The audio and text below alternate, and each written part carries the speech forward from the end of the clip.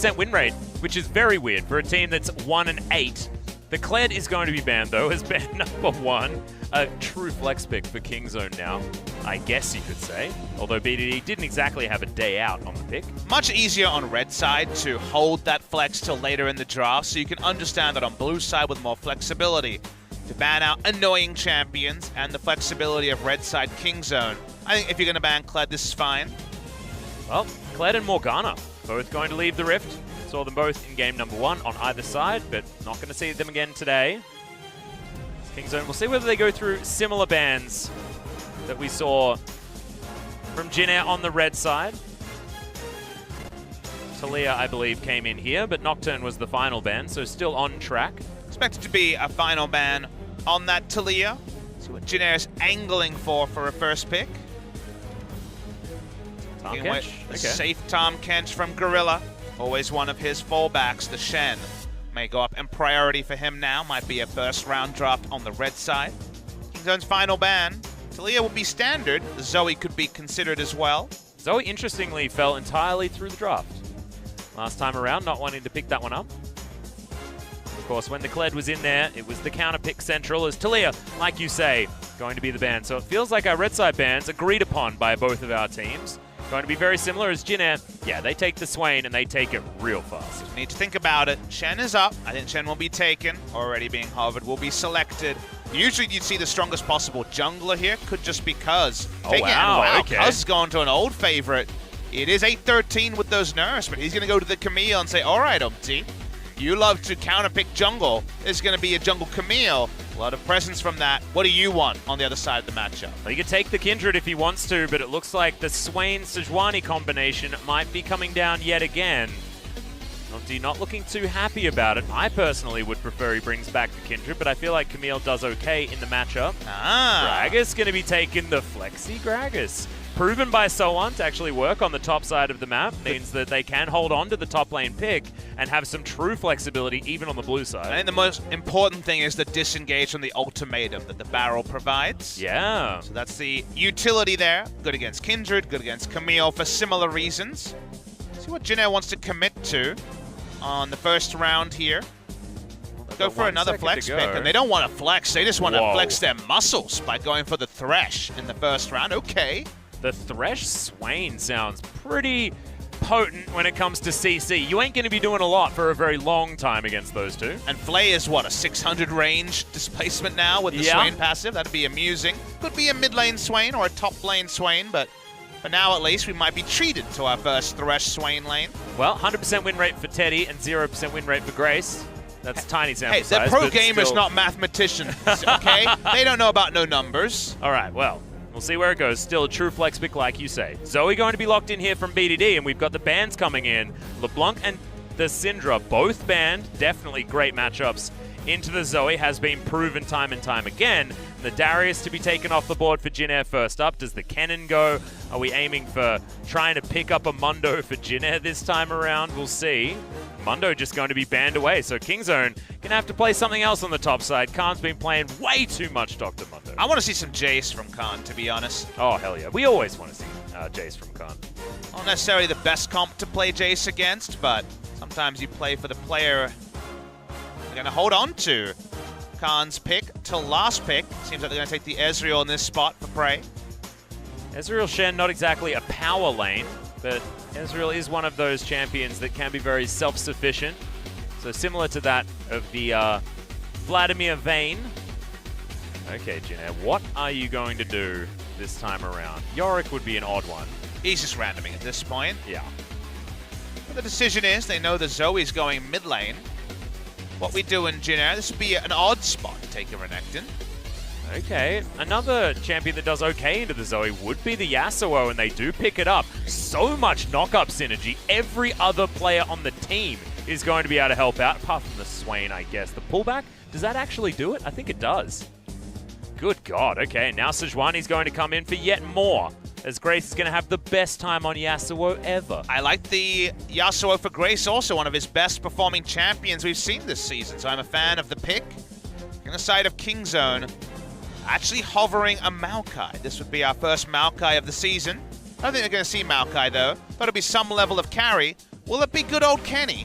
They're thinking about it, and it will be the Cannon. The Khan Kenny. So a ranged champion to try to deal with the Gragas in the top lane. I wonder if it will be Jace-esque and go for the AD build. Ability power will be a zone control, but unless you're popping the Yasuo, everyone else is going to be living for a while. Be able to take stock of it in-game.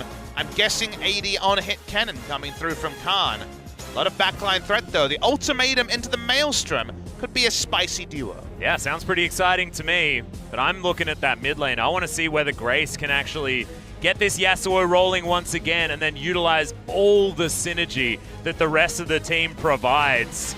Good Lord, Jin Air have got one hell of a pile-in composition. Teddy once again has his undefeated Swain. A lot here for Jin Air on the blue side to utilize, but Kingzone have got power almost everywhere. So much damage available, and that level 2 power in the jungle is real scary from the Camille. What I want to see from Kingzone is Cuz and Khan working as a duo around the strength of a top lane ranged opponent against Gragas, and also the ganking ability of a Camille in the early game. I think they get a lot of inroads around either killing the Gragas or controlling the top side of the map, getting a Rift Herald, keeping the tempo high, because Jin Air, you already mentioned it, Atlas. You were talking about the knock-up synergy. What does that mean on a simple level? Easy to execute team fights here. Yeah. It's not going to be like yesterday when Blank was frustrating Faker not being able to set up a knock-up. Basically, everyone here can set up the last breath, and then suddenly, how's Zoe going to deal with a million people in melee range? Yep, setting up the last breath, giving Swain targets to pull back as well. They've got so much setup CC that works out so incredibly easily on the side of Jin Air.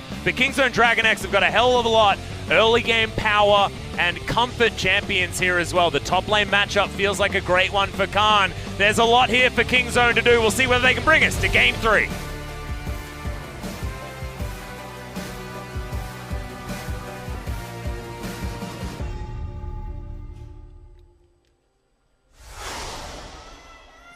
미니언 생성까지 30초 남았습니다. Well, Kingzone fans certainly aplenty here in the auditorium, which has filled up. Soli Stadium got quite a few people, even in the top seats, nosebleed section, going full. And we got a news update. It's AP Cannon coming through from Khan. Going away from our expectations, as that's a really long dragon. I think that's Kingzone fans right there. It must be a very big dragon. Yeah. Usually we see very long alpacas. This is a different thing. Yeah, no KT in this particular game, as Teddy demonstrating Swain's incredibly spammable emotes. Khan is basically doing a Vladimir impression, going to try to pop some backlines here with a lot of ability power early. Makes it really easy for So1 to itemize. Could go into the Abyssal Mask or just the Spirit Visage to pump up the healing. Yeah, Abyssal Mask actually, like we illustrated earlier on, fantastic on Gragas, who really wants to get into close range. So you could imagine building that one very soon. And yeah, like you say, very good synergy. With and Teddy, so it'll be a nice pickup.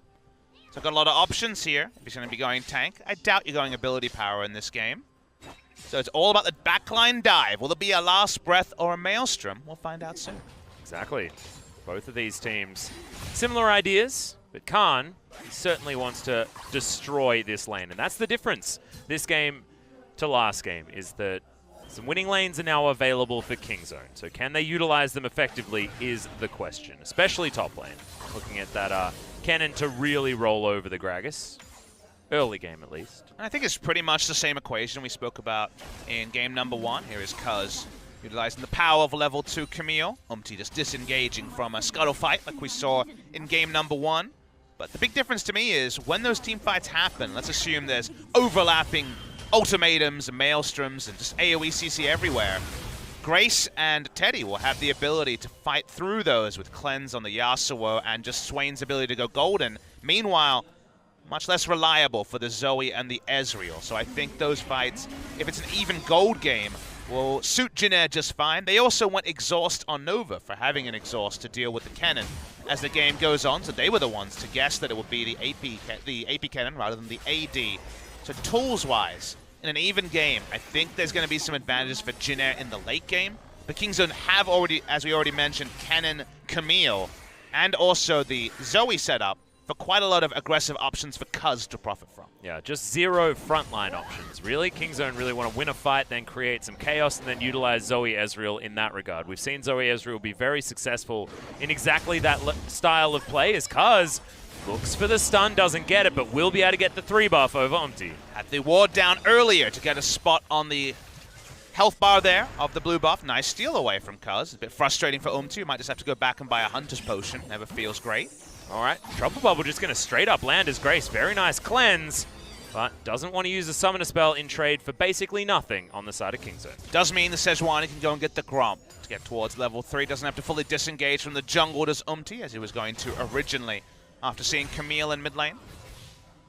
Again, the way you win this as Kingzone is that Cuz gets some snowball kills and then rolls in with a Shen ultimate and kills people. He's going to be very able to take over the game if he's able to get a decent start and utilize the Stand United to play aggressively. And we know Cuz is happy to do that. We saw some amazing all-ins from him last time he played Camille on the LCK stage where he just burst people I never thought would be possible from a jungle Camille. So an aggressive style jungler. Usually you're thinking of Peanut, but this time it's Cuz who's really empowered by the draft. Peanut hasn't really been playing those aggressive champions in recent days and weeks. So Cuz coming in here with the Camille is a breath of fresh air for a lot of our Kingzone fans who may have wanted to see Cuz over at Rift Rivals. But Jin still with a lot of options. Taking away the Rift Scuttler was smart on the bottom side, not with their jungler. They just grouped up as 3, given their pushing wave on the bottom side with this Thresh and Swain, and denied Camille the extra experience and money that would have provided. Waiting for So1 to get a minion. Finally got one on the 3rd time of asking. Yep, there we go. How about this one? No. Oh, no, just I think he got about 2 out of 7 there. I'd give it a 2 out of 7, probably. Just Gragas things when you're laning against a very strong laner like Khan on this cannon. What can you do? Well, you can go back to base, see whether you can pick up any extra items. Ruby Crystal and an extra Doran's Ring going to be the way. And he teleports back in with a few consumables as well. So So1 going to be okay, at least going to have a large health bar now, but Khan going to get a much better back with his 41 CS. Start working towards Proto Belt, you'd imagine, as the first item. Ooh, Sorcerer's Shoes for even more dunking potential. If Cuz is coming top lane, this is the item you want to try to extend a lead over the enemy Gragas. See, in the mid lane, Grace just picking up what he can. The melee versus range matchup, not a great one, but if Umti ever decides that he wants to poke his head in, it's going to be a difficult one, as that control ward getting some money so far. Also probably going to be able to guess where the control ward is. Actually a red ping to ping out the control ward spot as Umti just placed his. A lot of early information here. While the control ward will be cleared, Umti won't be able to know how much extra information there is, and here comes Cuz. Yeah, does manage to clear out the control ward. Arctic Assault getting Umti out. Certainly good, but I don't know whether they knew that Cuz was there. Actually, they did, of course. Umti spotted him out. Now going to be moving back towards bottom lane, but Cuz still going to be able to get the hook shot onto So1, who's quite tanky, like we say, with what he picked up earlier before. So Body Slam's going to get him to safety. Can the Arctic Assault land here onto BDD? He might actually just face check here. He is going to do so. Not going to quite have that cooldown as the stun's in. Last breath comes down. BDD going to flash to get himself out, and not the follow flashes to come in from Jinnes. So1 moving down the river, and there's even a Thresh up here as well. Can he find the barrel? No, he can't. That just whiffed. That was strange. Didn't even explode on any minions. I guess that was a visual bug? That was very strange. I think the minions still died, so they took the damage. I think it's a visual bug. I feel uncomfortable, though. That was weird. Yeah, it was really weird. Can we call a Chrono Break? He certainly did miss it, though. Yeah. So, can we call a Chrono Break? Yeah, sure. Let's Chrono Break it. You know what? Joel, you there? Are you done with this game, Papa Smithy? Joel, we need help. Can we pause the game, please? We want to pause it. Well, I think there's a visual bug there. That was interesting. Yeah. So the reason why all that happened, Cuz was staying in the brush at level 4, and while he had been scouted, Khan had changed over with the Unsealed Spellbook to ignite, hit level 6, and just wanted to all-in the Gragas. So that's why they went for the initial play. After that, we saw a lot of abilities miss, and Grace be surprisingly defensive at flashing over. Yeah, I thought he would have done it, but decides not to. Arctic Assault held on to pretty expertly by Umti as well. As we're doing it again. I feel like Groundhog Day's coming through, Pup Smithy. It's my 4th day in a row at the Sangam Stadium, so the Groundhog Day reference definitely hits home. Sorry. Should I stop or should I just... You can lean into it if you got some good material out. So I'm always ready for some it's always hit or miss with comedy. the material from me. So we'll see how we go. But that did certainly look like we were repeating things once again. I just want to see this Thresh, because usually when we see Thresh in the LCK, it's good old Mata popping out, making the big plays. Yeah, and this is Nova's time to shine, really, because he's replacing Wraith and hasn't had very much time in the sun before this. This is a champion where he can make his mark, and his game number 1 was good. That hook is going to go wide, and so we're just going to leave the bottom lane. And Nova's been an engaged support. His Rakan was the only champion he could find a win on before they actually played BBQ earlier this week. They had 2 wins on Rakan, and everything else was a loss for the side of Jin Air. And he's played a hell of a lot of champions. He has. So he's tried, really tried his hardest. If the champion goes in, he's given it a go, but unfortunately not to the tune of any victories. Thresh, if you're able to take down the outer turret first, is such a menace, but if he's just forced to wait to the team fight phase, less reliable. Well, Grace not able to set up the wind wall in the right position as BDD successfully finds the paddle star. Redemption being frustrating here in the mid lane, but Grace should be okay. BDD doesn't get the range on that one. It's because he's doing a lot of parking. He's trying to make the ganks happen. We talked about how the gank setup is there, but it's been at the cost of farming. He's a couple of camps behind. He's not been able to find the successful ganks. Do worry. Well, Umpty is going to be here for the counter gank as there's the ultimate from Kuz. Can they get him out of the way, though? And the stun is good. Gorilla makes his way down, but Grace is now in safety, and Teddy turns up. Umpty grabs the first blood, and everyone collapsed from Jin Air. They're still looking for more, though, as Gorilla trying to get out of their stopwatch is a real bad idea. He's going to get slowed down and destroyed. Does manage to get his way out, but he's just going to get pulled back in. Such is the Jin Air composition. Nice counter gank coming through from Jin Air. Teddy in the right spot at the right time. Teleport down from Prey. I assume it was already used, not cancelled. In the bot lane, they continue to push through. Really nice turnaround by Jin Air. That sidestep from Teddy on the paddle star was just stunning there in the mid lane as well, but the damage has been done. Let's have a look at it again. So very, very long discussion. Level 6 from Kuz. He's not been picking up the farm. Spotted by Umpty, so Umpty does go the right way. We thought maybe Grace would be burst down, but when he flashes away after the cleanse, he's not going to take any more damage. He cleanses the ignite. Teddy with an excellent teleport. The Ezreal tries to walk up. He didn't have teleport, but he's cut off by the Thresh. So never any impact from Prey. Overall, a nice play, but now Khan, he really wants a kill. Yeah, looking for more. Probably wanted the extra damage there from BDD. Knock up, not going to land, and that is the go button for Khan. Wants to find it and does so. BDD grabs that kill. Jin Air, are they actually going to take the land? No, they're not. As Nova was looking for a play, but the rest of the team, they weren't. They were never able to actually set up a last breath because he could never get off a flay. Died in CC duration. Did Nova. That's a huge change in momentum in the game, and it might be first Drake to Kingzone. Yeah, Infernal Drake as well to add insult to injury for Jin Air. So really good turnaround. Kingzone back in the tempo driver's seat. Nova tried to make the big play, set up a 4-man last breath, but not able to do so. Goes down. Always so squishy is that Thresh, and that was just a roam from Khan. He comes back to top lane. He's not going for the builds we predicted, naturally. Maybe just focusing on a first item Morellonomicon. You don't often see blasting one first on the cannon outside of one of the oldest metas, which was the Rylai's cannon for the most CC possible in a team fight. Well, he could still go for it. Of course, Blasting Wand is in there, but there's certainly a lot of options that Blasting Wand could turn into. Morellonomicon, I think, is the most obvious one. Is against a Swain. Even the Gragas in the lane has quite a lot of sustain. Yep. That rhymed far too much. It certainly did. I could hear you triggering yourself while the sentence was coming out. Very enjoyable.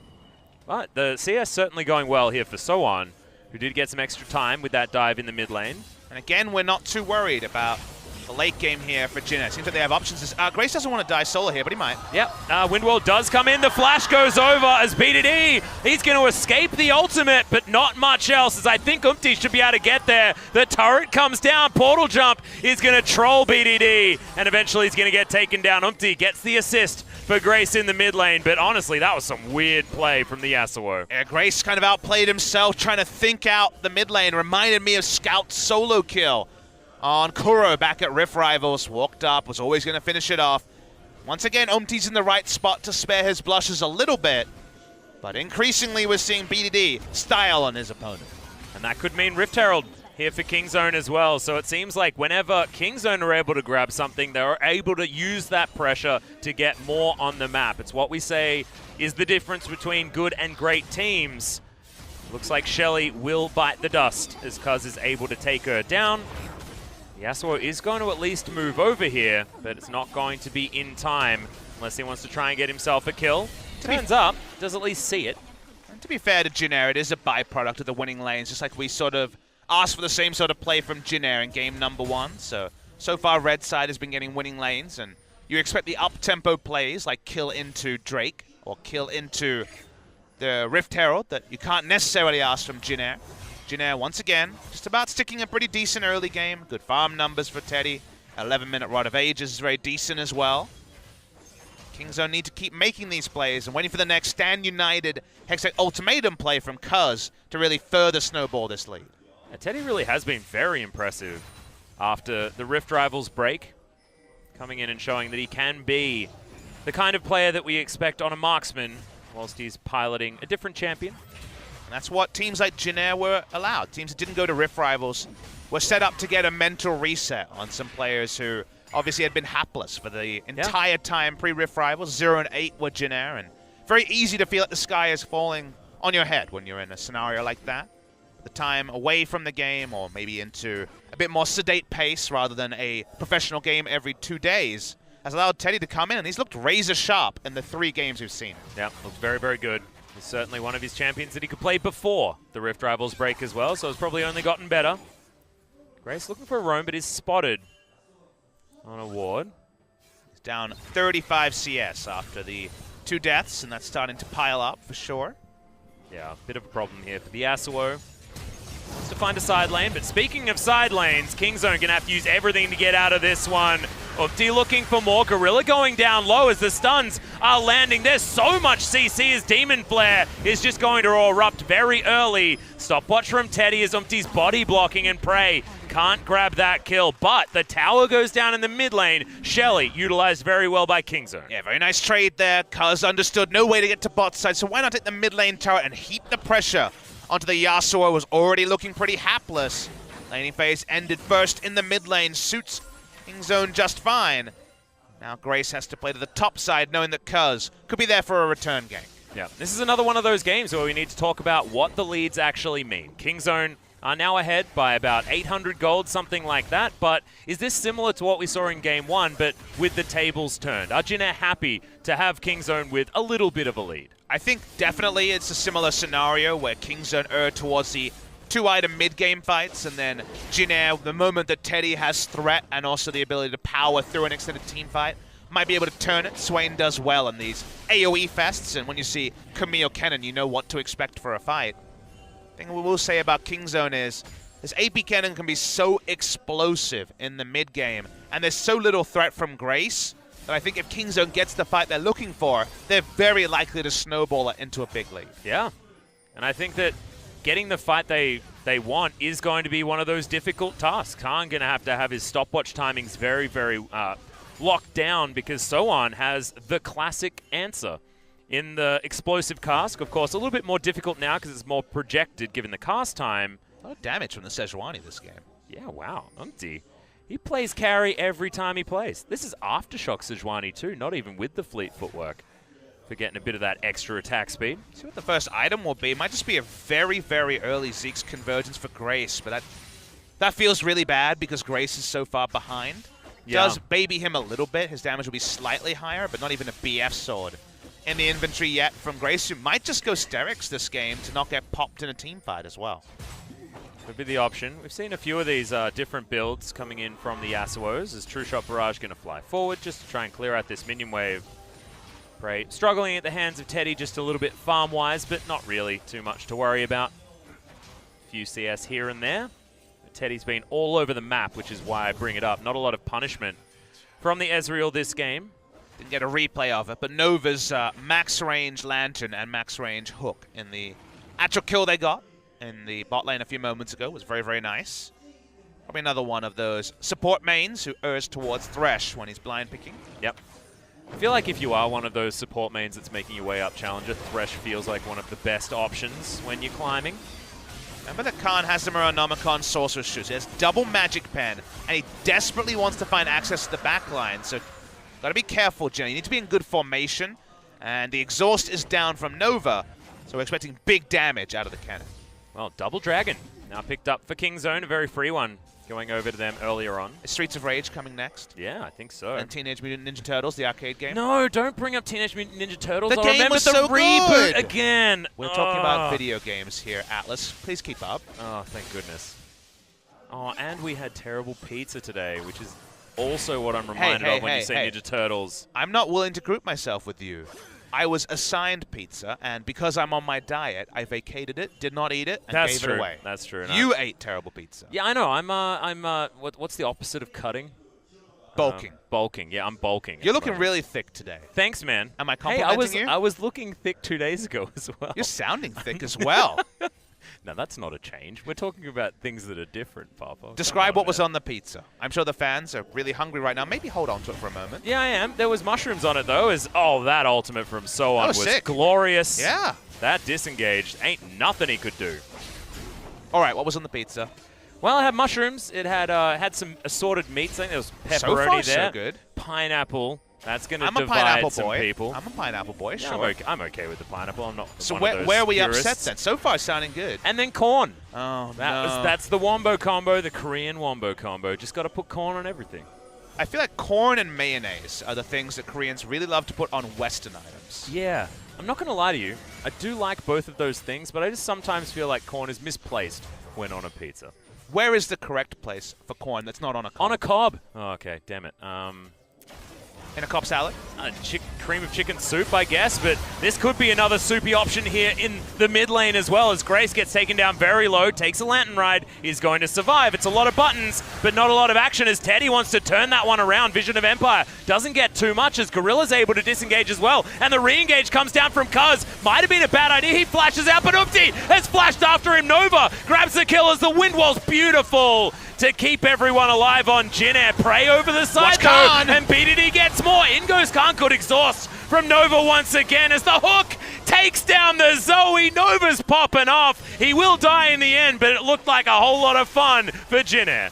That was definitely a fiesta. So many kills on both sides. 3 for 3 extended trade. Jin Air will prefer the gold because they have the scaling comp here. Khan not able to actually ravage the team fight like it looked would happen. Big engage. We've been begging for these big engages from Cuz, but it's turned around so quickly. And Umti has just been all over the place in the Sejuani. He's easily been the MVP of the early game. Yeah. Teddy as well, I mean, creating a lot of space here, but look at where Umti re-engages onto Cuz. Of like the third or fourth re-engage. It was really nicely done by Umti. Pressures out one, kills the other on the top side. I think Jin Air should have taken a chill pill now and fully disengaged, but they allow Khan to come in, exhaust or no. They get the trade, so they do actually get a 1-for-1 at the tail end. It's still a 3 for 3. I think it could have been a 3 for 2, but maybe it doesn't matter. It's a very close fight between Jin Air and Kingzone. Yeah, there are a lot of similar numbers traded for a lot of similar numbers in that last sentence, Papa Smithy, so I have a feeling that the team that wants to get to the late game unscathed is probably feeling pretty good.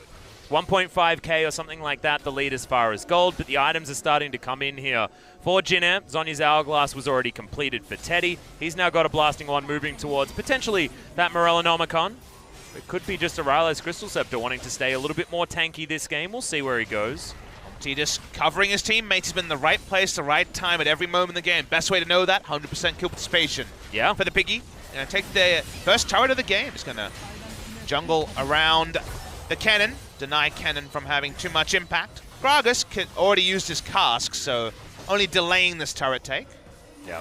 This explosive barrel not going to be doing too much as Prey is able to take that one down, and BDD trades up in the mid lane as well. Taking the inner turret, the map is starting to get real wide for Jin Air Greenwings. Kingzone utilizing their strong laning phase like Kingzone certainly are wont to do. As a team, very, very good at that. As the red buff taken by Prey. It was a good attempt with So-On's barrel, but not enough. Jin Air definitely traded down, going top lane just to pick up one turret, giving up a further 2. Does mean now a lot of different avenues for Khan to come from a flank and take over this game, and he's got a pretty cool hat going on here, Atlas. God, that is a lot of damage in that build, Khan. He's certainly not too afraid of Jin Air this game. And the tank Yasuo I talked about is going to come out. I think it's the right choice. It doesn't feel bad. It doesn't feel good when it's delayed. I think a Snowball Sterix would have been happy, but because he's behind, just desperately needs to not be popped by the Zoe or the Kennen that we've already talked about a couple of times. And just like we saw Kingzone enact, Jin Air enact a rotation on the Kingzone Kennen, now Kingzone just goes wherever the Yasuo is, and Yasuo gives up another minion wave, another turret. Suddenly, Baron threat from Kingzone's getting higher and higher. It actually looks like Grace is pretty happy about that turret going down, because finally he's going to get one of those minion waves that you were talking about. But it's certainly not a great move. Lantern Ride for Teddy gets him away from that outer turret in the mid lane, but Kingzone able to defend a whole lot of their structures. Only one going down in favor of Jin Air. Took a pretty decent heads-up play from them as well to even get space onto that turret, let alone any others on this map. Only a few hit points have been taken from the bottom side. Mid lane has taken some damage. Otherwise, Kingzone have a monopoly on map control. I know you and I are waiting for the big cask this game. Could be a game ender, as Prey does have QSS, so the threat here, the jump scare, not quite as scary. Yep, Mystic Shot didn't actually find any targets there either. I was expecting Umpty to actually pull the trigger. They're moving over towards Baron. Okay. They check the pit. Dragon goes down in favor of Kingzone very easily. Not sure what Jin Air were trying to do there. Looking for some sneaky plays.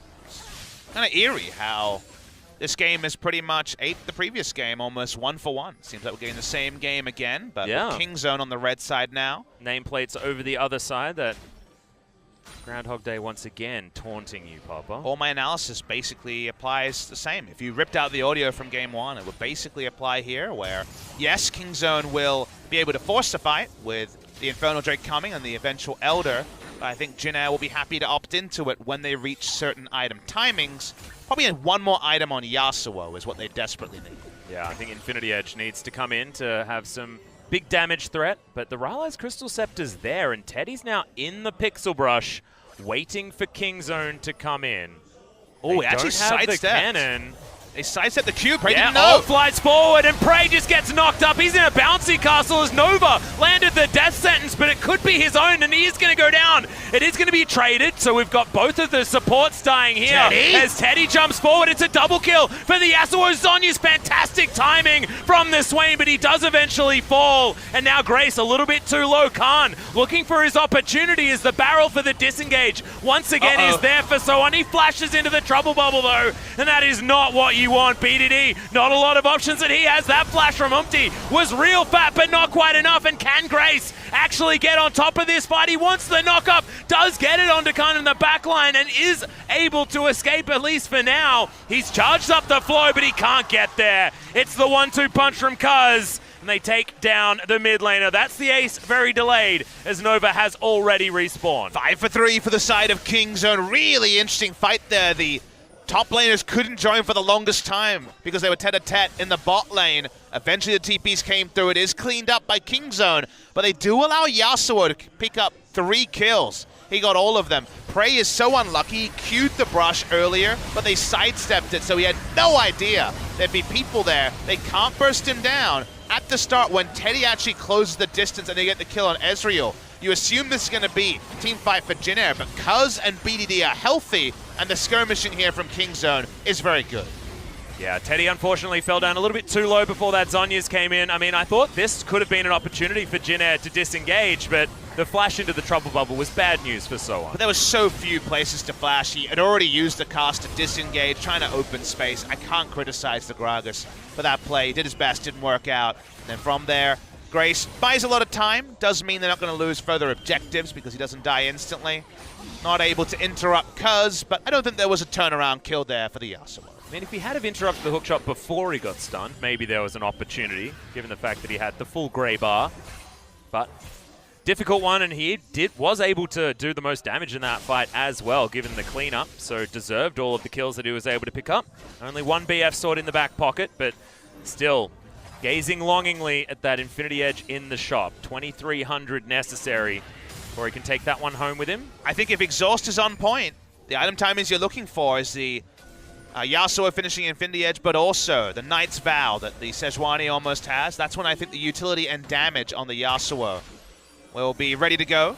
Not there yet, and Kingzone very happy to fight now, feeling so good about this point. They have 3 items on Ezreal, and you have to imagine Ezreal will have more damage in the next fight compared to the first. And 3 items on Khan as well. Void Staff has been completed. With this tanky lineup, that is such an important item as well. This Cannon slicing Maelstrom, yeah, I think the slicing comes down to some pretty incredible knives. I think you probably got them from Japan or something like that, where they have the best culinary equipment, because damn, he will be cutting all the way through Jin Air. And I imagine if we're critiquing Jin Air, it's going to be, what does the cask do? I think So1 controls so much of the next fight. Is he disengaging a cannon? That might win a team fight. Is he popping in an Ezreal? That might win a team fight. Does he fail? That might lose a team fight. There's a lot going on here with the Gragas.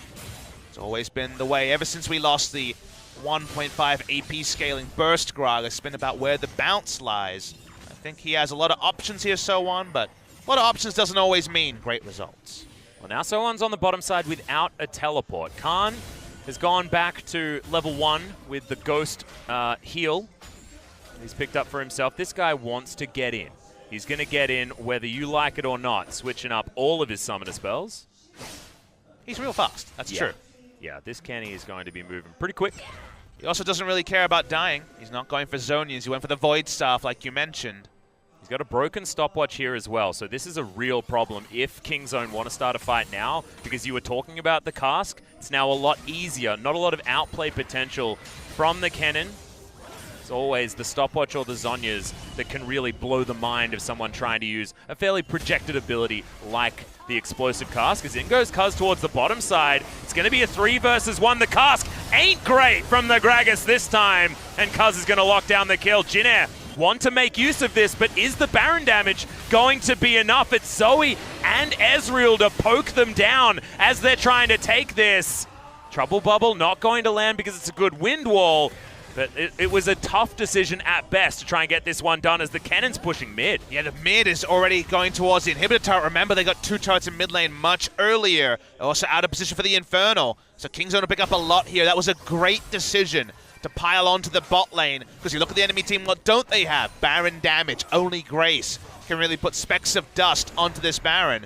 Kingzone walking out. Oh, Ultimate does fly forward, but Teddy doesn't get the never move. They will be able to grab the QSS, but that's about it. And 4 Drakes once again this game going to the red side. This time it's Kingzone. And now it's going to be, can Jin Air get the maximum when that Infinity Edge is finally done? Waiting for the recipe now.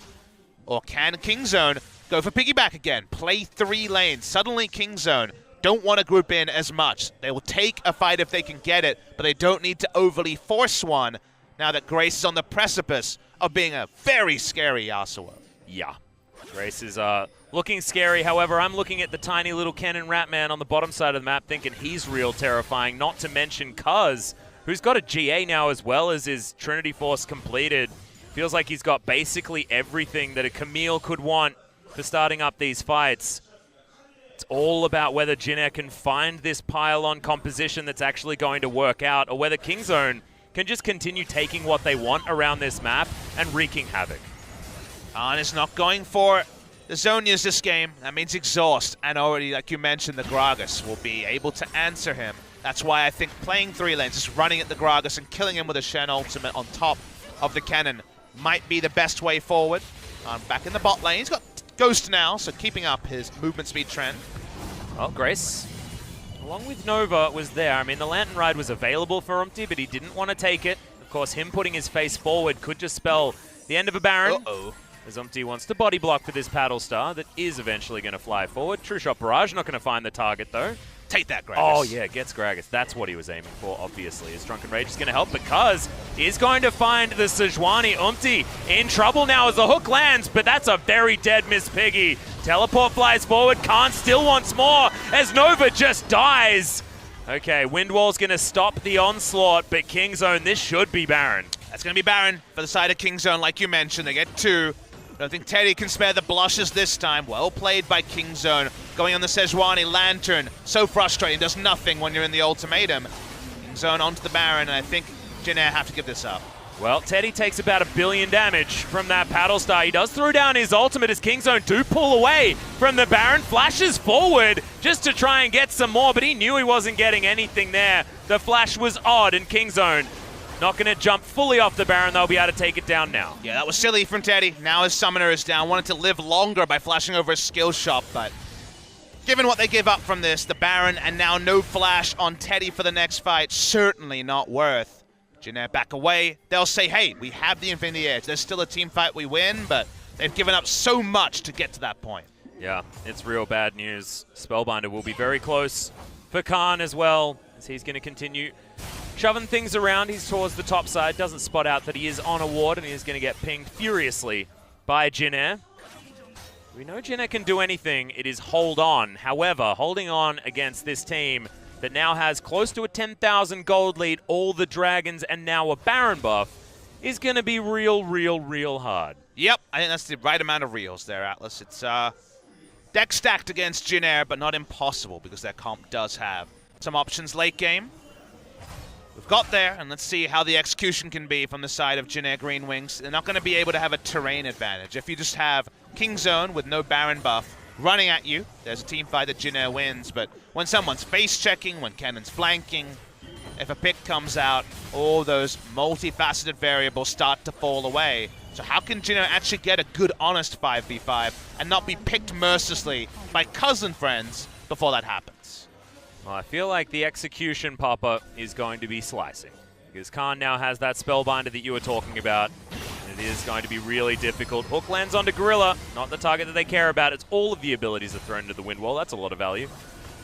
Is it going to be enough value is the question, as Kingzone are knocking on the door of the Jin Air base. You can see the 1-3-1 has been enacted. It's like the Camille's a top laner.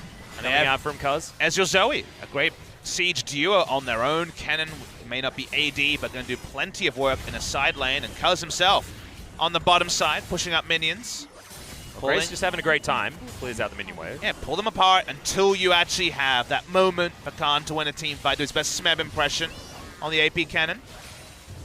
At the moment, Jin Air have at least staved them off for a little while. However, this gold lead's only getting bigger and bigger for Kingzone. And still about 2 more minion waves of Baron. Means there's still a lot of time before we can fully evaluate. Remember, the Baron will time out at about the same time as Elder spawns, and that means that if they feel like they can't take down any of these turrets, the fallback Elder is looking pretty damn reliable. Oh yeah. Well, Windwall is certainly going to help as far as this siege in the mid lane. A lot of our wave clear invested, but Kingzone, they really want to push forward. Prey gets a cheeky Trinity Force proc on the turret, but it's not going to be this wave. You mentioned 2. Certainly could be the one, as Cuz. He got a lot of work done bottom lane, and that's going to buy them the time. They just tank it up. Nova has to flash. Gets himself the shield from the Dark Passage, but will lose the inhibitor. Top lane's going to fall. It's dominoes now, as the whole base is torn apart. Cuz very close to this Jin Air roster. Jumps his way forward. He's ignored. Just the inhibitors are going to be the options. Goes down to his Guardian Angel as BDD jumps forward, executes the Swain, and this could just be it. The Explosive Cask was decent, but the Yasuo just evaporated. Kingzone, they haven't lost anyone yet, and they're looking to take down the base. It is going to be 1-1. It feels like history is repeating itself as they had so much damage. The Nexus just explodes. Kingzone able to bring this to a Game 3. They will not be 2-0'd in this series. I thought Cuz came in and squared up the game. The draft on red side, similar to Jin Air's, but well snowballed upon in the one play that got them Baron and ended the game. The coach will come in and say job is done. But what will happen now with the 3rd game on red side for Jin Air? Can Kingzone set up a blue side draft that doesn't fall into the traps both teams have allowed themselves to be lulled into in the first 2 games? Yeah, and will the bans change around a little bit as well? Because we remember Jin Air was banning away the Kled, the Morgana. They won't be able to do that. Next time around, the Aatrox Talia Nocturne will most likely be once again our red side bans, but it's interesting given the fact that they banned the Kled after it was a terrible performance from Kingzone in Game 1, and then they turned it around. The classic Zoe pick might rise in priority yet again. Grace's Yasuo unable to really find any foothold in that game whatsoever. Definitely, it was Kingzone rotating around how weak the Yasuo was that found them most of their benefits here. Thought the Sejuani performance from Umti was great. It was definitely a game that hinged on the decisions that led to the Baron for Kingzone and was expertly closed out.